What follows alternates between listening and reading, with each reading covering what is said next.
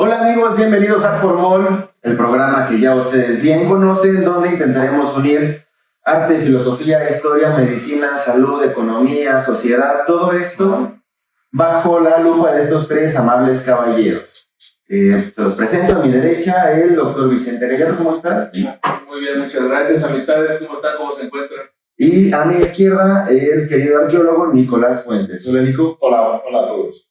Yo, Manuel Serrano, médico veterinario. Hola. Hola, saludos a todos. Y en los controles, el querido Andresito Pérez. El tema de hoy es un tema muy interesante, es un tema que va a crear controversia, que va a causar debate, un tema que probablemente todos hemos pensado, que todos hemos estado en alguna situación donde probablemente lo hemos considerado, inclusive, ya sea para nosotros algún familiar, algún conocido, hemos escuchado alguna situación que probablemente lo amerita, y como ustedes ya bien leyeron aquí en el título del video, hablaremos de eutanasia. Este tema nos va a unir, que es el principal objetivo del programa, va a unir nuestros puntos de vista, y creo que es uno de los temas donde es más notorio que va a ser diferente, pero al final va a encauzar en una misma zona. Yo como médico veterinario, bueno, voy a hablar el cuándo hacemos las eutanasias, cómo las hacemos. Vicente va a hablar sobre el por qué ellos generalmente no lo hacen, o por qué es ilegal hacerlo en medicina humana. Y bueno, Jonás nos va a hablar sobre la historia, cuándo se ha hecho, cuándo no se ha hecho, por qué no se hace actualmente y por qué a diferencia de un médico veterinario, que el médico realmente es difícil que lo pueda hacer, prácticamente muy reducido en algunos países, el médico veterinario lo hace como si estuviéramos comiendo chicles, ¿no? Uno tras otro. Vamos a iniciar con la definición. Hay tres definiciones muy importantes. Muchas veces podemos llegar a confundirnos. Una, eutanasia. Dos, suicidio asistido. Y tres, voluntad anticipada. Son similares, pero no es lo mismo. Y, por favor, Vicente, ilumínanos con tu conocimiento. Muchas gracias por eso. Pues bueno, como estábamos hablando, la palabra eutanasia viene de dos raíces. Que básicamente es bueno, en griego, y thanatos, que es muerte. Entonces, básicamente significa buena muerte. Es decir, bueno, incluso hay varias clasificaciones, pero bueno, básicamente es el acto deliberado de poner fin a la vida a petición propia o algún familiar. Eso es básicamente la definición así, en seco. Ahora, el suicidio asistido también viene de raíces, pero en este caso son latinas, que es sui, de uno mismo, y caedere, que significa muerte, ¿no? Entonces, provocarse la muerte a uno mismo. En este caso, cuando se habla de suicidio asistido, significa que el Estado o algún médico o alguna persona que esté especializada te va a dar los medios para que tú mismo te causes la muerte. O sea, es decir, es un acto deliberado, pero es un acto deliberado propio, o al menos así lo tienen clasificado. Y también hay otro concepto que incluso es el concepto que desde hace pocos años realmente se está utilizando en este país, que es la voluntad anticipada. Esa básicamente es el proceso mediante el cual una persona planifica los tratamientos y cuidados de salud que desea recibir o rechazar a futuro. Es decir, que la persona, y sobre todo cuando se encuentre ya en una situación de una enfermedad, pues de una enfermedad grave, una enfermedad terminal, y que la misma persona, de acuerdo a su autonomía, puede decidir si recibe algún tratamiento para continuar con su vida o si decide no recibir. Bueno, como vieron, son temas que van a ser delicados, son temas que se pusieron a piel de gallina. Como yo lo entiendo, de las definiciones digo, están excelentes, pero la forma que yo lo veo es eutanasia, es una forma donde nosotros les damos una salida humanitaria a una enfermedad o a un sufrimiento que está pasando un paciente. Un suicidio asistido es ayudar a una persona que desea terminar con su vida, sea cual sea la situación, de manera segura, digamos, entre comillas, dentro de lo que cabe, y libre de dolor, y sin que haya repercusiones en el organismo. Y la voluntad anticipada es yo conscientemente, inclusive a lo mejor pensando en un cierto grado de juventud, antes de tener algún problema más allá de degenerativo, me anticipo y digo, ¿sabes qué? Yo vi la película esta del negrito que va en silla de ruedas y la ayuda, no quiero llegar a eso. Yo no quiero verme así, o la de You Before Me, todas estas, no quiero llegar a esto. En dado caso que me encuentre conectado a tubos y ya no tenga conciencia, por favor, desconéctenme. O en cada caso que entre un paro respiratorio, no me despierten, ya déjenme morir. Y creo que la base es la libertad. Es nosotros tener la libertad de decidir cuándo nos vamos. No tuvimos la libertad de decidir cuándo venimos al mundo, al menos creo que podemos tener la libertad de decidir cuándo nos vamos. Ahora, este no es un concepto nuevo. Bueno, como concepto sí, pero no es un ideal nuevo. Desde hace mucho tiempo ya se ha venido manejando, inclusive algunas culturas lo realizaban de forma cotidiana, entre comillas, y ahí le voy a pedir a Nicolás que nos oriente un poquito, por favor. Bueno, ok, sí. Sobre la eutanasia, miren, bueno, pues la eutanasia, así como la conocemos, bueno, este es un concepto relativamente nuevo, ¿no? El concepto de eutanasia, como lo conocemos, se acuñó durante el Renacimiento, durante este periodo de ilustración, ¿no? Entonces, ¿por qué? Porque para que el concepto de eutanasia que usamos hoy en día, primero tuvo que haber existido antes porque básicamente la eutanasia, como lo usamos ahora, es un término jurídico, legal, ¿no? Donde ya interviene el Estado, ¿no? Pero entonces yo por eso veo en la historia de la eutanasia como un parteaguas. Antes de que exista todo este marco jurídico en torno a la decisión de un individuo a morir, y el anterior, que es en la antigüedad, donde pues ese marco no existe, y todo recaía en la decisión del individuo de decir, ¿sabes qué? Ya no quiero vivir, por una razón u otra. Entonces, por ejemplo, ejemplos clásicos de la antigüedad, está el famoso caso de Sócrates. ¿No han escuchado la historia de Sócrates? Sí. Cuando lo juzgan por corromper a los jóvenes de Atenas, y él elige como pena beber cicuta. Eso es una forma de morir, y es un buen morir, porque lo eligió él como él quiso, de la forma que quiso, ¿no? Creo que esos son. Pero bueno, aquí lo que me gusta resaltar de todo esto, y que ahí es donde voy a empezar a hablar sobre la dialéctica Estado-individuo.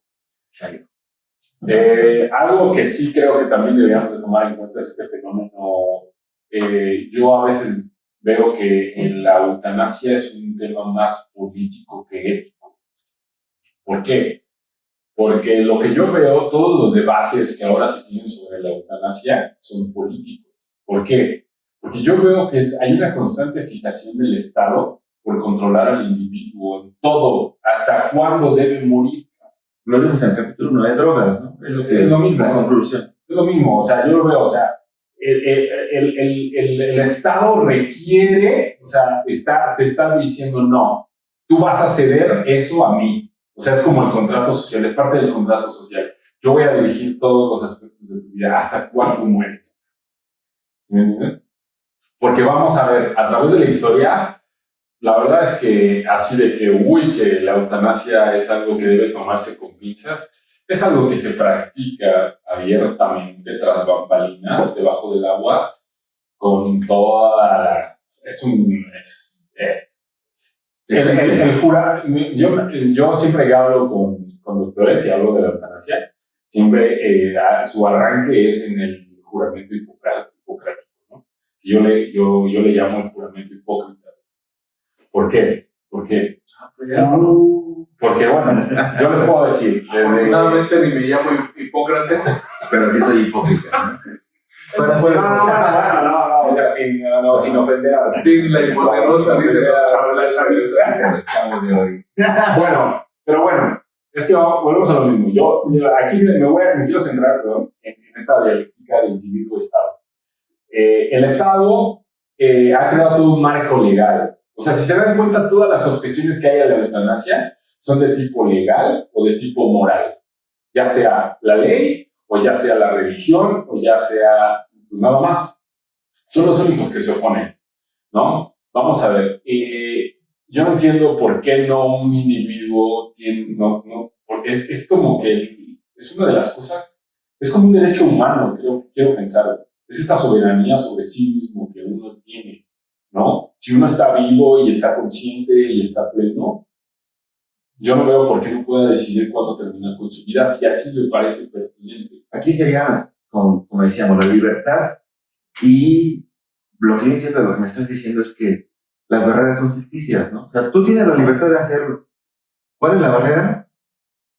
Pues es ficticia, ¿no? O sea, es aire, es el miedo. O sea, si te mueres, ¿qué te van a hacer de manera legal, no? O sea, ¿cuál va a ser el castigo? Es que volvemos a lo mismo, ¿no? Y entonces es que ya hay un castigo, ¿sí? Pero es que, ¿saben qué? Es que la eutanasia tiene un mensaje muy poderoso que va en contra del Estado, que es que la soberanía del individuo, el poder que tiene sobre sí mismo. Porque sabes que hay algo vital, hay algo que tener en conciencia. El Estado no es nada sin el individuo. Entonces, si el individuo, imagínate, si el individuo tiene el poder de quitarse la vida si quiere, es la víbora mordiéndose la cola. Es más, o sea, ¿cuántas veces he utilizado en medio de protestas, no? O sea, no entra dentro de ninguna de esas definiciones, ni eutanasia, ni ejercicio asistido, ni voluntad anticipada, pero el quitarse la vida, o sea, ¿qué tanto impacto ha tenido en protestas, no? La inmolación, o sea, siempre ha habido inmolación. Dicen, ese tipo se quitó la vida protestando por su ideal, y siempre causa... Es un mensaje poderoso siempre, claro. Ahora imagínate si lo hacen de forma legal. Ahora, déjenme les cuento.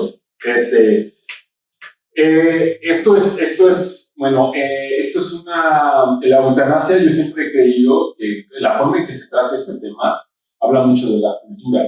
Y la verdad es que son pocas las culturas que han podido tener un avance real respecto a esto. ¿Por qué?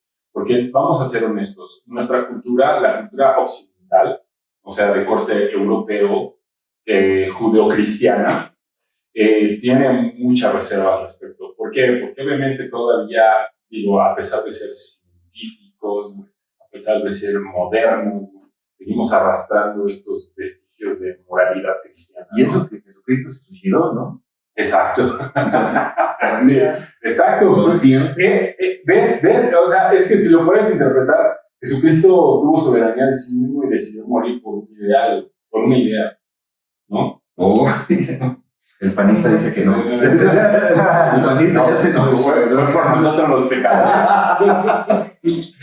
No, pues ese güey nadie le dijo, ¿verdad? Vente y crucifícate. No. Bueno, entonces, miren, esta cuestión, por ejemplo, vamos a poner un ejemplo. El primer país que legisló al respecto y que legalizó la eutanasia fue Holanda. Y no fue hasta 2002. O sea, esto es reciente. Tenemos 18 años en que un país legaliza la eutanasia. Pero bueno, hay un antecedente. Por ejemplo, desde 1977, Holanda ya tenía problemas de que el 9% de las muertes infantiles estaban relacionadas a la eutanasia. Era muy común que los doctores eutanasiaban a bebés que nacían con espina bífida. Pero era una práctica común. Llegó un momento en que el Estado se dio cuenta de que se hace, y entonces lo único, lo inteligente, aceptó la situación. Es que es algo como, otra vez, volvemos a lo mismo, sabiduría antigua, la muerte es parte de la vida. Y algo que yo veo que en las culturas occidentales de núcleo judeocristiano es esta negación de la muerte como parte de la vida. Y sobre todo como este mensaje político que tiene el individuo que decide quitarse la vida por alguna razón, porque ya no soporta el dolor, por alguna enfermedad terminal, por lo que quieras, pero el individuo siempre debe tener esa decisión sobre sí mismo. Y el Estado agarra y lo arrebata y dice, no, yo voy a decidir cuándo mueres. Otra cosa, también, es el cuerpo, por eso les digo que hay un parteaguas, pero me estoy extendiendo mucho, pero hay unos dos parteaguas, ¿no? La antigüedad, donde no todo hay un marco legal, aparece la medicina, el cuerpo de los doctores, los galenos, ahí están. Bueno, ese es el problema. El problema también es que todo este marco jurídico se creó pensando en los doctores y en los pacientes. Se romantiza el salvar la vida. Exacto, pues claro, si algo tienen los doctores es un ego gigantesco. Y entonces,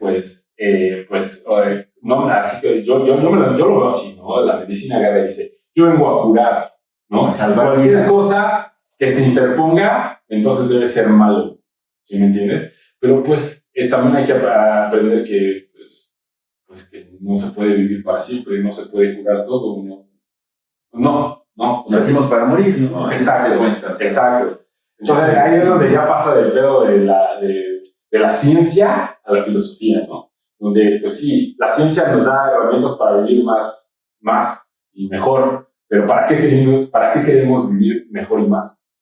También es una buena pregunta, ¿no?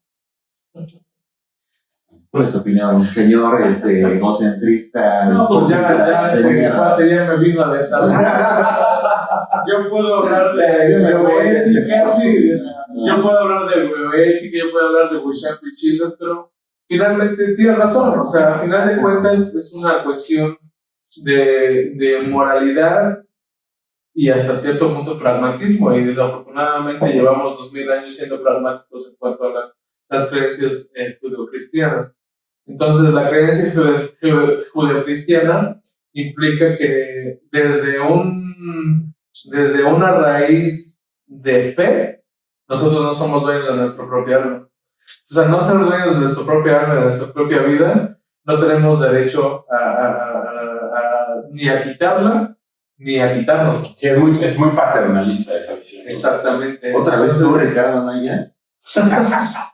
Entonces, finalmente, y pues las discusiones de bioética son a partir de eso, es decir, incluso la OMS habla de que sí se debe, cuando habla, por ejemplo, de los cuidados paliativos o de las terapias paliativas, que son los cuidados que se utilizan para mejorar la calidad de vida, más no para curar, se habla de que se debe de reconocer la muerte como parte del ciclo vital. Sin embargo, no se considera correcto, y digo correcto en ciertos niveles, no se considera correcto que se acelere la situación de muerte, sobre todo de acuerdo a la decisión de uno. ¿Por qué?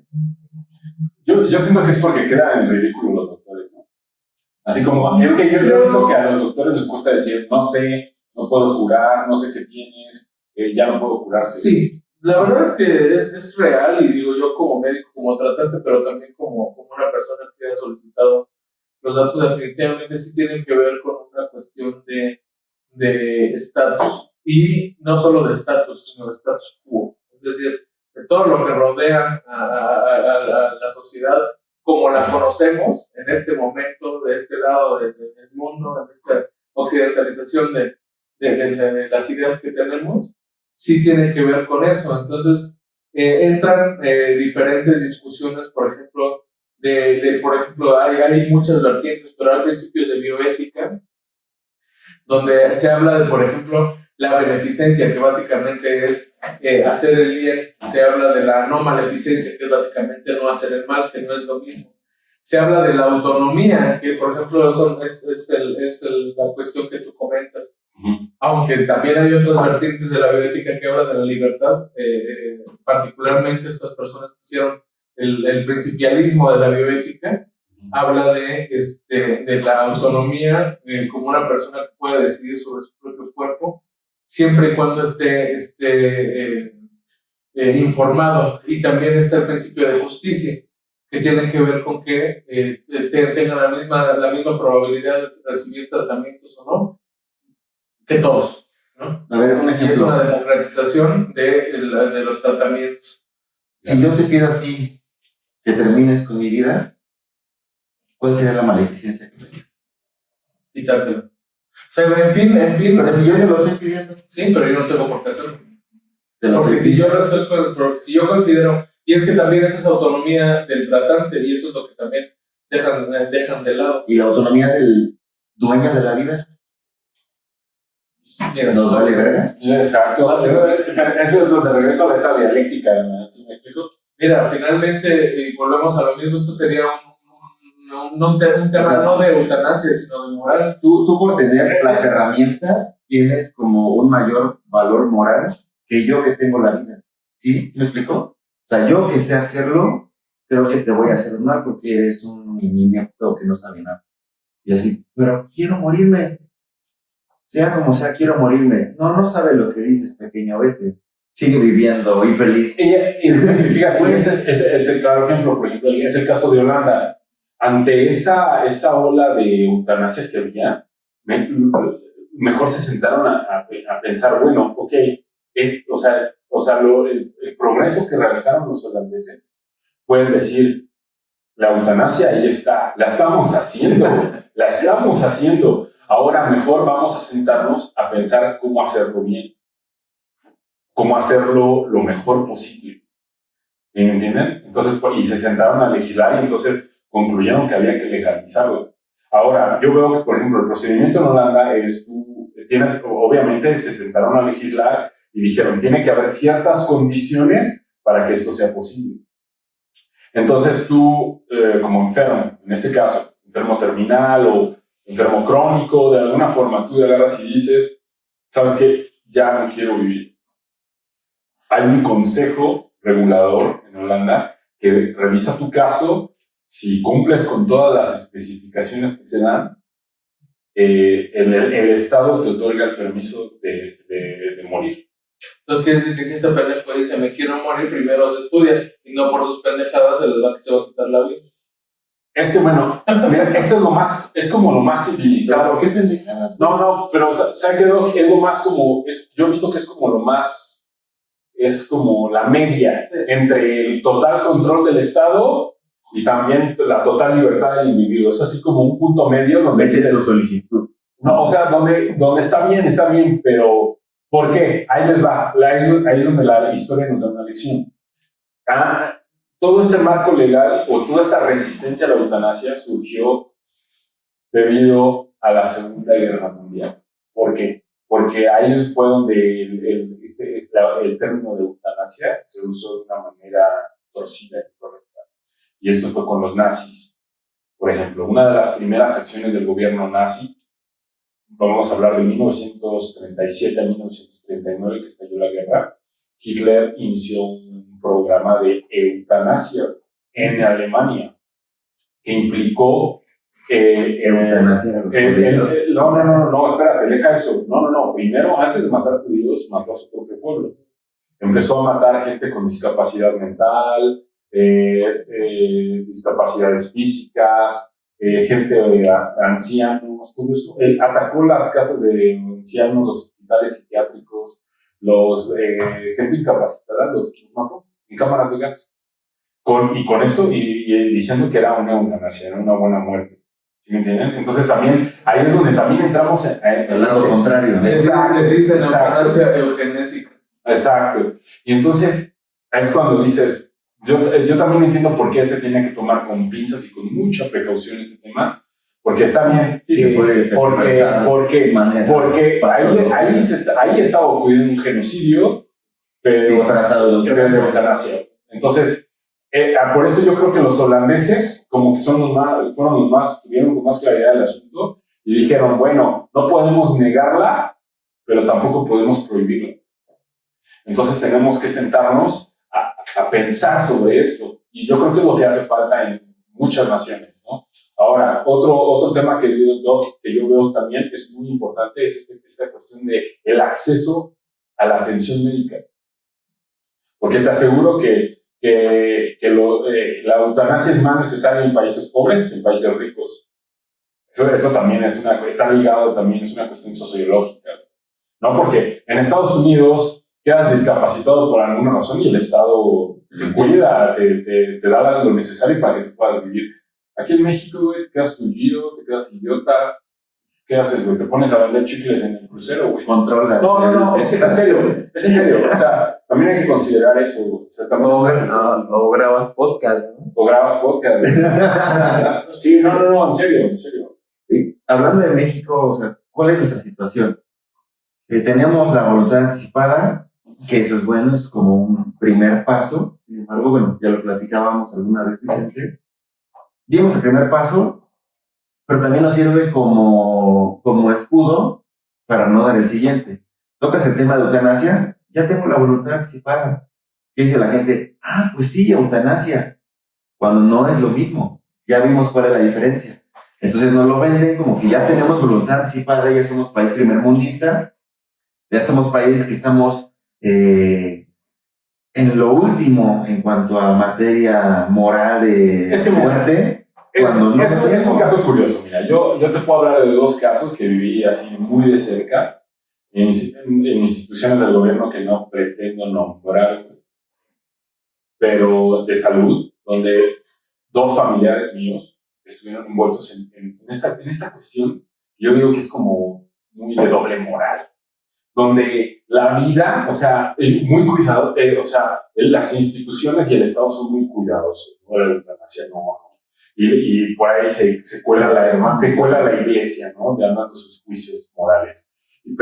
Pero al fin y al cabo, yo les puedo decir que la vida de una persona se decide en un escritorio con burócratas. Y un montón de papeles. ¿No? Ni ves a la persona, ves los papeles. Ajá. Sí. O sea, así de que qué cuidadosos son de la vida humana, no, la verdad. O sea, y me refiero a 2 casos, por ejemplo. Son familiares. Un familiar cayó enfermo, cayó en esta institución del Estado y la tuvieron hospitalizada 1 mes, esperando a que muriera. Esto nos lo dijo el doctor que la operó y la salvó, que se reúnen así los doctores, las eminencias de la institución, ¿no? y deciden así de, a ver, no, mira, ya tiene tantos años, ya está arrugado, ya está viejo. No gastes sutura, ¿no? ¿Para qué, no? ¿Para qué? ¿No? Y ¡pum! Lo descartan. Este doctor así, de hecho, revisaba los descartes y decía, pues todavía lo podemos salvar. ¿Por qué no? No, chicos, vale. Y así fue como salvar. Otro caso de un pariente fue que pues él tuvo una enfermedad, un padecimiento, un accidente. Y básicamente, o sea, vamos, no nos hagamos tontos, o sea, fue una eutanasia, o sea, pero obviamente con cubriendo todos los recovecos legales, ¿no? Para que los doctores, pues ellos puedan justificar que no sucedió, ¿no? Y está bien, o sea, yo entiendo, pues está bien qué bueno que la tuvimos, y todo para el familiar, pero porque esa fue su voluntad. Pero ¿por qué hacerlo así? O sea, también tiene que ver mucho con las instituciones. Es lo que decía, ¿no? Ya se hace. ¿Por qué nosotros nos cerramos, no? O sea, ¿por qué cerramos los ojos? ¿Por qué hacemos como que no existe? Cuando ahí está, o sea, el médico, yo, a diferencia de tu opinión, o sea, sí, yo sé que hay muchos que son muy ególatras y esto, pero creo que conozco muchos que son muy humanitarios y yo me reflejo también. O sea, ahí sí la medicina veterinaria les llevamos años de ventaja. O sea, nosotros podemos decir o podemos, con las herramientas en la mesa, ¿sabes qué? Este paciente ya no hay nada más que hacerle y pobre animal está sufriendo, ya vamos a terminar con su vida. Creo que es lo más humanitario, es lo mejor. Y cuesta trabajo, o sea, la primera vez que yo hice una eutanasia, pega, o sea, el ver cómo un ser vivo se desprende de la vida es impactante. O sea, es muy, digamos, mítico el ver cómo un cuerpo se desprende del alma. O sea, podemos decir si el alma existe o no, pero de que algo sale del cuerpo, sale. O sea, algo deja de ser, ¿no? Sí, o sea, se ve completamente diferente un ser a un cadáver. Se siente, se percibe, se palpa, no solo en la frecuencia cardíaca y respiratoria, sino en las vibras, o sea, En la ya no rigidez, está, o sea, ya no está. Y es legal, o sea, nosotros lo hacemos de forma legal. Bueno, es que ahí también tienes que entrar la forma en que valoramos una vida humana y la de una Sí, vida. claro, o sea, es diferente, pero tenemos ahí la pauta, o sea, y tenemos protocolos, tenemos los dilemas morales, bioéticos, que están ahí, o sea, los tenemos ahí y se pueden utilizar y pueden ser, hasta cierto punto, una base. Ajá, ¿por qué no lo hacemos? ¿Por qué no es legal en México? Bueno, no es legal en México porque ya cuando nos metemos con situaciones de leyes, la Ley General de Salud, en el artículo 161 bis 21, prohíbe completamente las situaciones de eutanasia y suicidio asistido. Definitivamente es un país que se rige por cierta moralidad, que obedece a la mayor parte de la población, no digo a toda, pero a la mayor parte de la población, y donde también se debe de tomar en cuenta, sí es cierto, o sea, muchas veces los comités bioéticos es burocracia, no es otra cosa, pero también tiene que ver con pues las mismas creencias de los médicos. O sea, por ejemplo, yo puedo hablar solamente desde mi punto de vista, ¿no? O sea, yo tendría que internalizar, porque si a mí me preguntan, es que si te lo están pidiendo, ¿por qué no le quites la vida? Perdón, pero yo no soy quien para quitar la vida. O sea, yo. Si fuera legal, porque definitivamente yo sí creo en la autonomía como un principio bioético, y si fuera legal, yo con mucho gusto lo canalizaría con alguien que lo hiciera, pero definitivamente yo no lo haría, pero esas sí son creencias específicas propias. Sí, o sea, ya son externas a la práctica. No, y aparte estamos hablando de doble miedo. O sea, el miedo de la persona que lo solicita, el miedo de los problemas que me puedo meter, qué tal que quedo mal, qué tal que no lo logro, qué tal que me metan a la cárcel, y el miedo de quien lo va a hacer, ¿no? O sea, qué tal que me cachan, qué tal que me acusan, qué tal que... O sea, es un doble miedo. Y lo conjuntamos y ya no nos atrevemos. Y al final, creo que muchas veces, aunque lo llega, y yo admiro mucho, cuando el médico también es el que lo llega a decir, o sea, que llega con toda la verdad y con todos los huevos a decirte, ¿sabes qué? No mames, no seas cabrón, güey, ya déjalo ir. Ese el caso, todo empezó esto de la legislación de la eutanasia en Holanda. Empezó porque en 1977 detuvieron a un doctor que eutanasió a su mamá, que tenía una enfermedad terminal. Ese caso causó un revuelo en el país. Y obviamente el doctor salió exonerado. Y eso fue ¿por qué? Porque es que aquí estamos olvidando, esta dimensión jurídica está olvidando como la onda humana. O sea, las leyes no están vivas, los que estamos vivos somos nosotros. Entonces, ¿qué van a saber las leyes de vida? Y ahora, o sea, ese ejemplo está perfecto. O sea, yo lo tomo y para mí sería como el ideal de cómo podemos ejemplificar esto, porque la eutanasia es precisamente eso, un acto de humanidad, un acto de amor. O sea, es un homicidio, sí. O sea, lo ponemos muy crudo, sí, estamos matando a alguien. No hay duda, o sea, eso no lo ponemos en tela de juicio. Nosotros estamos provocando la muerte de alguien, pero lo estamos provocando porque sabemos que es lo mejor. O sea, y ese es el pinche dilema. O sea, imagínate qué huevos de matar a tu mamá. O sea, qué pinches herramientas requieres para que tú asesines a tu mamá, y qué mejor prueba de que lo estás haciendo por amor. Para mí no hay más allá, ¿no? O sea, ¿qué necesitamos en México para que sea legal? No, en México lo que necesitamos es un cambio de moral completo.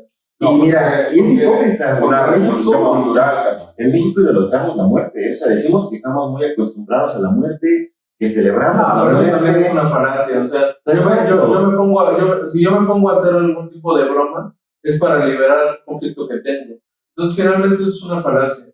Y sí se necesitarían hacer un escrutinio completo moral, porque finalmente ahí es donde cae la moralidad, porque a mí me enseñaron, o sea, y a mí pueblo mexicano, me enseñaron que matar es malo. Entonces, y matar es malo en todas sus aristas, en todas sus aristas. Y finalmente el ser humano no es lo mismo que un animal, no porque no sean iguales, simple y sencillamente porque el ser humano está constituido como un ente legal. Y al ser constituido como un ente legal es completamente distinto. Entonces, por ejemplo, yo amo a los animalitos y a mí me encantaría, por ejemplo, que a un gato con insuficiencia renal le hicieran una diálisis peritoneal. No existe la diálisis peritoneal en México. En México, por ejemplo, ¿no? Entonces, al final de cuentas, es complicado, y la voluntad anticipada sí es un paso para adelante, porque finalmente, aludiendo al principio de autonomía, tú puedes decidir que en un momento dado yo ya no quiero recibir algún tratamiento curativo, puedo recibir un tratamiento paliativo, y cuando entre en paro, tengo todo el derecho a decidir en un momento dado que no realicen maniobras para reanimarme. Pero también es un paso atrás hacia lo que es la eutanasia activa, porque finalmente, pues uno dice, bueno, pues ya lo decidiste cuando tenías 40 años, entonces ya a mí ya no me obligas a ayudarte si pasa alguna otra cosa. La otra situación es que finalmente la ética y la moral es una cuestión muy internalizada. Tú no tienes la misma moral, por ejemplo, que tus padres. Y esto lo hablo, insisto, también desde mi punto de vista profesional. O sea, si yo me equivoco, es como, por ejemplo, cuando digo yo, procuren mis órganos. Yo soy libre de decidir que mis órganos, los que sirvan, se procuren para un trasplante.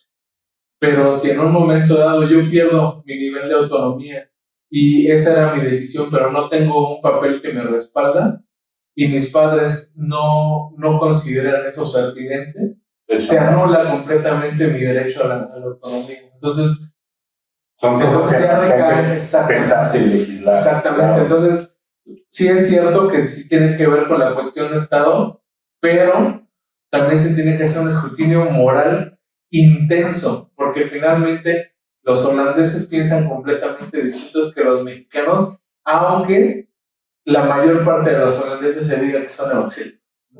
Entonces es completamente distinta el punto de vista. Pues bueno, fue una muy buena introducción. Desafortunadamente ya se nos acabó el tiempo. Creo que van a haber como 10 partes. Es un tema que les dije, o sea, nos iba a tocar diferentes fibras a cada uno. Nos iba a exponer cuál es nuestra experiencia en esta área. Para concluir, Vicente, ¿algún cierre que quieras ayudarnos? Yo creo que más bien yo creo que lo mejor que podemos rescatar de este capítulo sería que tenemos que aludir al pensamiento crítico. O sea, ni yo como médico tengo por qué, o sea, aunque yo tenga cierta postura, tengo que saberme cuestionar toda esa misma postura, ¿no? Y tengo que saber que en un momento dado, ni porque alguien diga, no, es que es ególatra, no sé qué. O sea, finalmente es una situación de introspección en cómo realizo yo mi profesión, ¿no? Y cómo las diferentes tomas de decisión recaen no solo en el paciente, porque sí es cierto, sino también en la moral de uno. O sea, yo no dejo de tener moral, ¿no? Y por muy científico que sea, desafortunadamente todos, en un momento dado, todos tenemos una postura. Y como te decía, no deja de ser una muerte. O sea, y tú la cargas. Y el hecho es de que todos tenemos. Pero ¿por qué? Pero la cargo por ese dejo de moral que trae. Y por tu decisión también. Sí. Entonces, yo aludo al pensamiento crítico, y creo que este es un buen momento para decir que este programa alude a eso, ¿no? A un pensamiento autónomo y a un pensamiento crítico. Muy bien. Dico, ya lo dijo Doc. Pensamiento crítico. Exacto. Bueno, mi conclusión es Sí, tenemos problemáticas, sí tenemos choques, tenemos situaciones que se dan, o sea, la eutanasia existe, no la queremos ver en la mayoría de culturas, en la mayoría de sociedades, nos hacemos los ciegos, la queremos inclusive castigar, cuando es un valor de libertad que deberíamos tener todos como seres humanos, el decidir sobre nuestra vida, con ciertas cautelas, como mencionaba Jonas, porque puede llegar a causar problemáticas si no se vigila de una forma adecuada, pero yo aplaudo a las personas que tienen, a los médicos que tienen el valor de decidir cuando, o de poner en la mesa, todo, ¿no? poner en la mesa, tener los huevos de decir, ¿sabes qué? Tu paciente ya no va a mejorar, ya le hicimos todo, lo mejor es ya dejarlo descansar, que al final de cuentas eso es la muerte, un descanso, y yo como médico veterinario, se lo hacemos de forma común. Sé que de forma legal no es igual, sobre todo es la principal diferencia, como decía Vicente, la parte legal de un animal y una persona, pero lo hacemos muy frecuentemente. Y a veces hasta duele más perder a un perrito que a un familiar, ¿no? Sí, igual. Y todos lo han visto en la película, ¿no? De Marley y yo, y todo ese tipo de ejemplos, donde es difícil. Entonces, tomamos un tiempo para evaluarlo. Pónganos aquí cuáles son sus comentarios, si tienen alguna experiencia. No quemen instituciones, por favor, no quemen médicos aquí, porque no queremos problemáticas. Pero sí nos interesaría leerlos. Pónganos si nos están viendo en YouTube, en los comentarios, pónganos cuál es su pensamiento, cuál es su vivencia. En Facebook también, por favor. En la página de Formol. Síganos, denos like. Si quieren que hablemos de algún tema, también coméntanoslo. Y por el día de hoy concluimos el programa. Muchas gracias a los tres, muchas gracias a Andrés en los controles. Nos vemos la próxima semana. Muchas gracias, cuídense mucho.